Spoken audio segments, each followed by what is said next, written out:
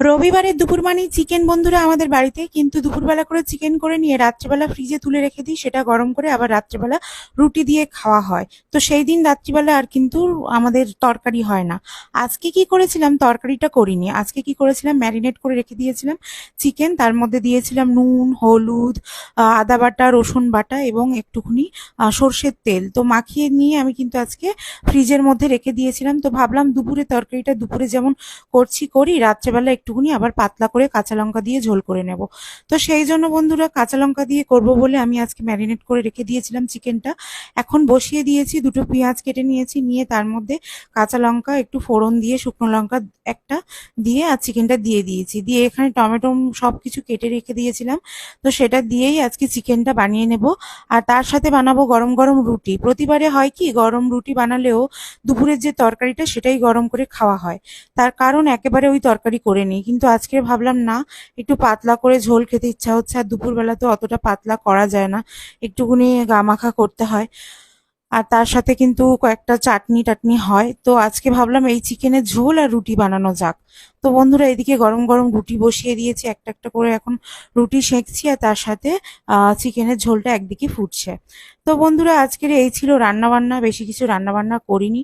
আর এখন যেহেতু প্রচন্ড গরম পড়ছে, উচ্ছে ডাল, টক ডাল এগুলোই বাড়িতে চলছে। সজনে ডাঁটা তো চলেই যাচ্ছে এবারে, এখন আর সজনে ডাঁটা উঠছে না, আগে হয়ে গেছিল।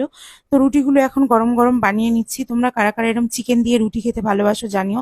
আমাদের কিন্তু তড়কা চিকেনটা বাড়িতে ভালো খায়, কিন্তু চিকেন আমাদের একদিনই হয়, রবিবার। আর কখনো কখনো 2-3 সপ্তাহ রবিবার হয় না, যদি শরীর ভালো না থাকে, মাছই হয়, মানে চিকেন হয় না। যদিও রবিবারে একটুখানি চিকেন খাওয়ার জন্য মনটা কেমন করে, তবু পুজো আচ্ছা এটা সেটা থাকলে আর হয় না, পূর্ণিমা অবশ্যই পড়ে গেলে সেগুলোতেও আর হয় না। তো গরম তো বিশাল পড়েছে, আমি তো পুরো হেঁপসে মরে যাচ্ছি। তো বন্ধুরা দেখো, এত গরম হচ্ছে, এত গরম হচ্ছে, বসে বসে রুটি করছি।